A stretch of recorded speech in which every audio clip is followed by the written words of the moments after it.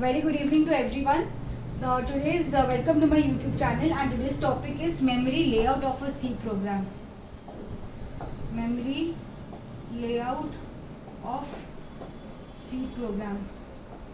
Now this topic is going to cover, like when we write a C program, like there are we use many variables, local variables, we use global variables. Going forward, you will understand we also use certain functions which are used for dynamic memory allocation. We use static memory allocation, stack, heap, everything. Now where are all these stored in memory?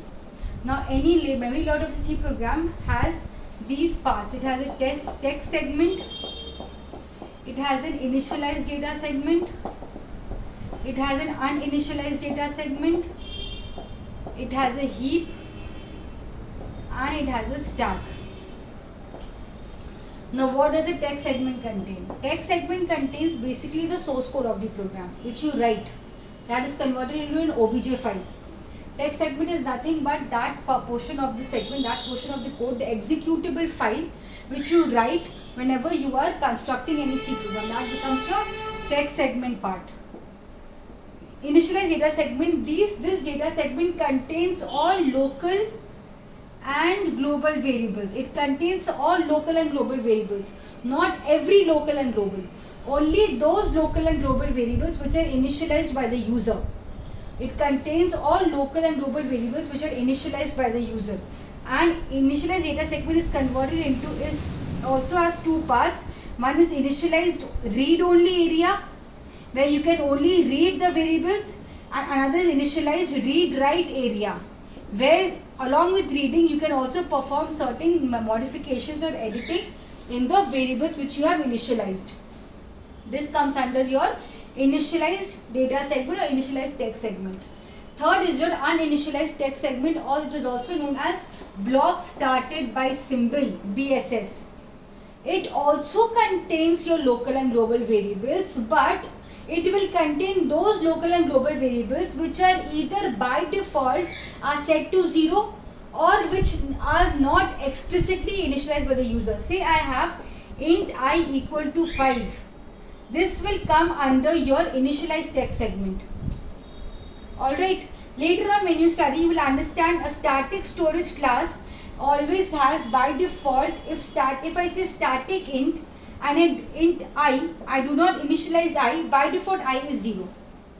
So here when I initialize static int I, where by default my value of I is 0, it will not fall under initialized text segment. It will fall under my uninitialized text segment. Initialized text segment is something which the user is initializing. Say if I write static int I equal to 10, then it will fall under initialized text segment. But if I just write static int I, those variables which are by default have the value set as 0 or which are not initialized by the user, and they will fall under my uninitialized segment. Only those variables which are explicitly initialized by the user, they will fall under your initialized data segment. Next is your stack and heap. In my memory layout I have two pointers. I have a stack pointer and I have a heap pointer. Going forward, you will understand stack pointer is often used where it is using functions. That is, whenever you are creating a function, whenever you are making a function call, whenever you are trying to store some kind of automatic variables. Automatic variables means those variables which occupy the memory only when they are called upon, and when the job of those variables, automatic variables, are done, then by default automatically they leave the memory. You need not explicitly push them out of the memory. They all will occupy space in stack, and each time whenever you are creating a function or you are making a function call or you are creating an automatic variables, a stack pointer say you have made a function A, function B, function C. So first when you made function A, the stack pointer was here.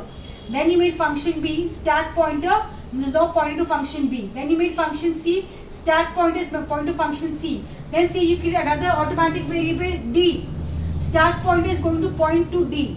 So each time you create any kind of automatic variables or function, or do a function call, recursion call, anything, the stack pointer slowly keeps on moving up or I might say down.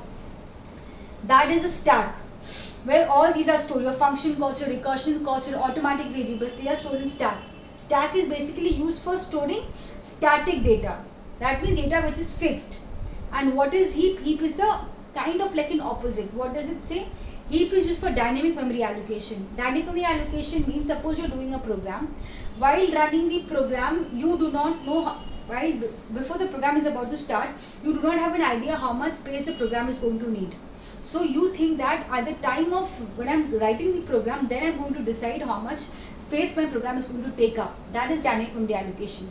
That means you keep on allocating or you keep on assigning memory to the variables or to the functions as and when you are writing your own program.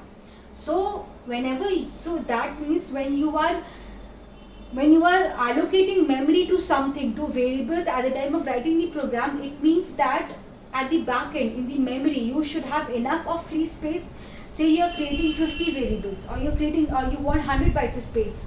So your memory should have enough 100 bytes of space in store so that it can give you the space as and when required by you. That free space management, that free space memory pool management is done by heap. So anytime any data, say in text, initialized, uninitialized, stack, anytime any of the data, once the variables whose job is done and they are no longer required in memory, when they free up the space, that freed up space comes and falls under the heap data structure, the free memory pool of heap.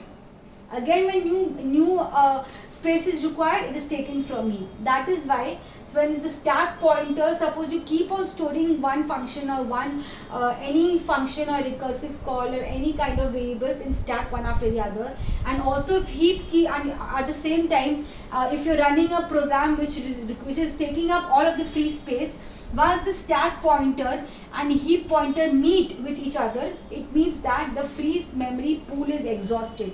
The free memory reserve is exhausted. It is no longer there. Alright, so stack is basically used for automatic variables. It is used for the stack pointer. It is used for your function calls and etc. And heap is used for dynamic memory allocation. It is used for managing the free pool reserve. It is used for keeping all the free memory intact, managing which is going to be used when.